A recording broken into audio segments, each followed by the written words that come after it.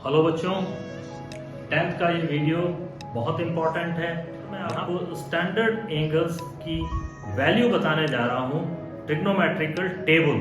ठीक है, तो देखते जाएंगे आप standard angles table. Standard angles table ये कैसे बनती है अब आप देखते जाइए। 0 डिग्री, 30 डिग्री, 45 डिग्री, 60 डिग्री और 90 डिग्री ये स्टैंडर्ड एंगल्स होते हैं। इनको कैसे बनाते हैं, इसकी टेबल कैसे बनेगी, तो वो देखते जाइए आप।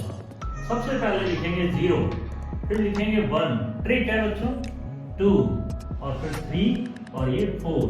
अब आप क्या करेंगे, यानी फर्स्ट स्टेप है 0 से 4 तक नंबर्स लिख दें। अब इसमें 4 का डिवाइड कर दें आप। 4 का डिवाइड कर दिया, ये लीजिए, सब में 4 का डिवाइड कर दीजिए। अब आप क्या करें, यानी थर्ड स्टेप 4 का डिवाइड और फिर इसके बाद अंडर रूट ले लें आप। ये अंडर रूट ले लिया, ये अंडर रूट, सबका अंडर रूट ले लिया। ठीक है, अब ये देखिए, ये जो वैल्यू आई है ये आई है 0, ये आई है 1 फ्री हो गया रूट से, 4 फ्री हो गया 1/2। यहाँ पर देखिए 2 से ये कट गया है, ये 2 रह गया है यहाँ पर, तो 1 फ्री हो गया यहाँ पे, रूट से 1 फ्री हो गया, लेकिन रूट 2 फ्री नहीं हुआ, यानी रूट 2 इट इज। ठीक है, यहाँ पर देखिए रूट 3 अंडर रूट में रह गया और 4 फ्री हो गया है, 2 आ गया, और ये हो गया 4/4 यानी 1। तो अंडर रूट 1 का मतलब होता है 1। This is the value of sine theta. यानी कहने का मतलब ये है कि वैल्यू आ गई है साइन थीटा की। Theta means angle. Sine theta यानी साइन 0 डिग्री की वैल्यू 0 है, साइन 30 डिग्री की वैल्यू 1/2 है, साइन 45 डिग्री की वैल्यू 1/√2 है और साइन 60 की वैल्यू √3/2 और इसी तरह साइन 90 डिग्री की वैल्यू 1/1। ठीक है, चलिए अब इसके बाद आ जाएंगे आप, ये तो हो गई साइन थीटा की वैल्यू। क्लियर, इस तरह देखते जाइए आप किस तरह से वैल्यू आती जा रही है। ये तरीका है इसका, दिस इज द ट्रिक। ये हो गई आपकी ट्रिक। ठीक है, अब cos थीटा लिखना है आपको, cos थीटा। तो आप क्या करिए, वो वैल्यू जो आपको दे रखी है उल्टी लिख देंगे अब आप, यानी 1, यानी राइट टू लेफ्ट लिखेंगे, √3/2 और 1/√2 और इसके बाद 1/2 और यहाँ लिख देंगे 0। ये आ गई वैल्यू आपकी cos थीटा की। cos थीटा की वैल्यू यानी साइन 0 डिग्री पे 1 होती है, उल्टी वैल्यू हो जाएगी, यानी राइट टू लेफ्ट लिख देंगे। This is the method. अब और tan थीटा। tan थीटा आपको पता है cos theta sin theta upon cos theta होता है। ये आपको पता है sin theta upon cos theta होता है। तो आप क्या करिए, डिवाइड करते जाइए। क्या करेंगे आप, डिवाइड करिए। 0 में 1 का डिवाइड किया, 0 आ गया। अब आप देखिए 1/2 में √3/2 का डिवाइड किया, तो ये आपके पास में 1/√3 आ गया। यहाँ देखिए 1/√2 में 1/√2 का डिवाइड किया, 1 आ गया, और 1/√3/2 में 1/2 का डिवाइड किया। इस तरह से करेंगे आप, देखिए √3/2 और 1/2, तो देखिए 2 से 2 कैंसिल हो गया, √3 आ गया। और 1 में 0 का डिवाइड करेंगे तो क्या आ जाएगा, इनफाइनाइट, यानी अनडिफाइंड बोल सकते हैं अपन, इनफाइनाइट। ये आ गया आपका tan थीटा। क्लियर है बच्चों, तो इस तरह से tan थीटा आपका आ गया है। अब आप क्या करेंगे, cot थीटा।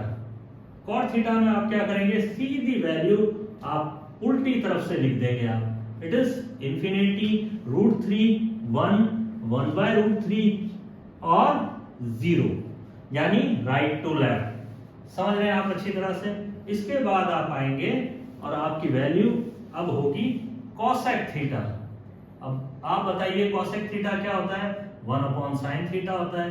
यानी कि sin थीटा का उल्टा लिखना स्टार्ट कीजिए। तो जैसे 0 को उल्टा लिखोगे, 0 के नीचे 1 है और नीचे 0 आ जाएगा, तो क्या बन जाएगा, undefined value. Undefined value means infinite, तो आप इसे इनफाइनाइट लिख देंगे।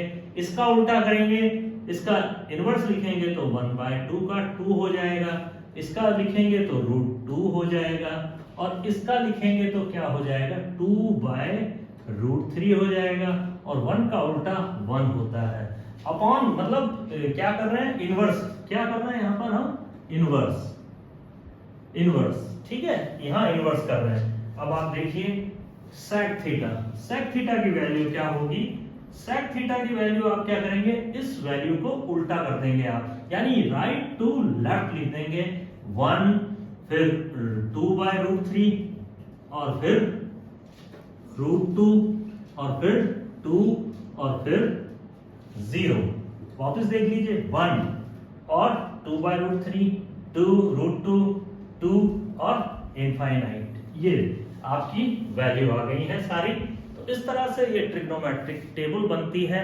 इसको आप बिना देखे आप करेंगे, फिर मदद लेंगे देख के, फिर अगर गलत आती है तो वापस से इसको रिकंस्ट्रक्ट करेंगे, कम से कम 10 बार आपको लगेगा, और इस तरह से आप क्या करेंगे, ट्रिग्नोमेट्रिक टेबल को बनाना सीखेंगे। आज का काम आपका क्या है, ट्रिग्नोमेट्रिक टेबल बनाने का है।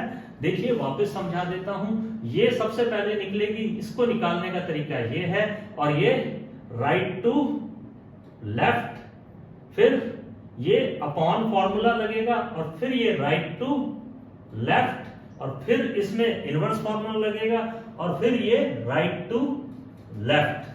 ये इस तरह से लर्न करने का तरीका है। तो आज बच्चों आप ये ट्रिग्नोमेट्रिक टेबल बना लें, और इस पे आधारित कल मैं आपको क्वेश्चंस कराऊंगा। तो आज के लिए इतना ही काफी है।